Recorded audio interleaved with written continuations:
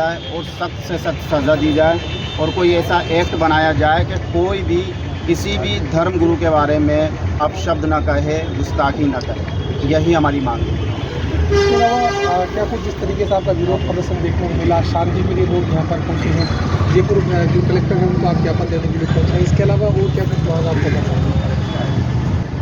बिल्कुल अरेस्ट होना चाहिए और जिस प्रकार गुस्ताख रसूल आप सल्लल्लाहु अलैहि वसल्लम पे जो टिप्पणी की गई वो अभद्र भाषा में और एक जेलसी पूर्वक की गई, जिसका हिंदुस्तान में सभी धर्म विरोध करते हैं कि आपने क्या बोल दिया।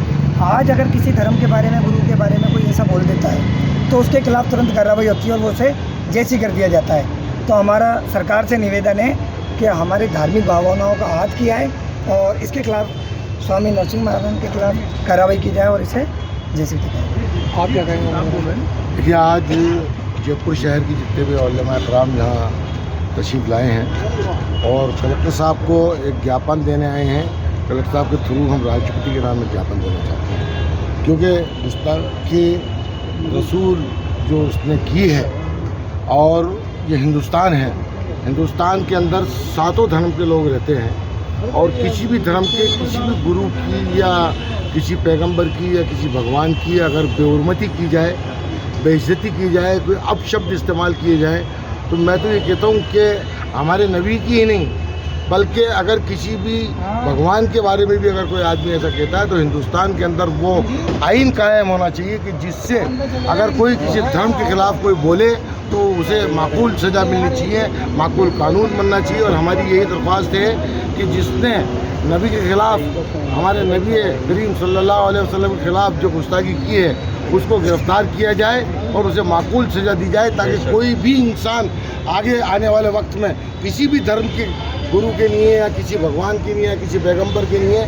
कोई ऐसे अल्फाज इस्तेमाल ना करे कि कोई एक आदमी को सज़ा मिलेगी तो हज़ारों को इस बात का सबक मिलेगा। तो लगातार कार्रवाई की जो मांग है वो यहाँ पर की जा रही है, आप क्या कुछ डिमांड करेंगे सरकार से, प्रशासन से? देखिए, ये हिंदुस्तान और हिंदुस्तान के अंदर हर मज़हब और मिल्लत के लोग रहते हैं, ठीक है ना। हम जो है यहूदियों के पैगंबर हज़रत मूसा अलैहिस्सलाम, हज़रत उज़ैर अलैहिस्सलाम उनकी ताज़ीम करते हैं और ईसाइयों के पैगंबर हज़रत ईसा अलैहिस्सलाम उनकी भी ताज़ीम और तौक़ीर करते हैं और उनसे बेपनाह मोहब्बत करते हैं। और इसी तरह हम बताते हैं कि आज तक किसी भी मुसलमान ने किसी भी हिंदू देवी देवताओं के बारे में कभी भी बुरा लफ्ज़ नहीं कहा, इसलिए कि हमें सिखाया ही नहीं जाता। हमें तो सिखाया जाता है कि आप आगे सामने वाले की ताज़ीम करो, मोहब्बत करो, वो आपसे मोहब्बत करेगा। तो जब हम किसी देवी देवताओं के बारे में नहीं बोलते गलत, इसलिए कि हमें बताया नहीं गया है, तो इसी तरह चाहिए कि कोई हमारे पैगंबर के बारे में भी नहीं बोले। यहाँ पर कई कौमें बसती, कई मज़हब के लोग बसते हैं। हिंदुस्तान जो है एक मोहब्बत का गुलदस्ता है, इसमें तरह तरह के फूल हैं, तो उन फूलों को कुचला ना जाए। और हम प्रधानमंत्री तक अपनी बात को पहुंचाना चाहते हैं कि आप प्रधानमंत्री जो है वो पूरे हिंदुस्तान के वासियों के हैं, उसके अंदर मुसलमान भी आते हैं और मुसलमान कोई 1-2 लाख नहीं बल्कि अल्हम्दुलिल्लाह 25 करोड़ हिंदुस्तान के अंदर बसते हैं। तो 25 करोड़ मुसलमानों की जो मोहब्बत है, अक़ीदत है, उसको ठेस पहुँची है एक असामाजिक तत्वों के ज़रिए।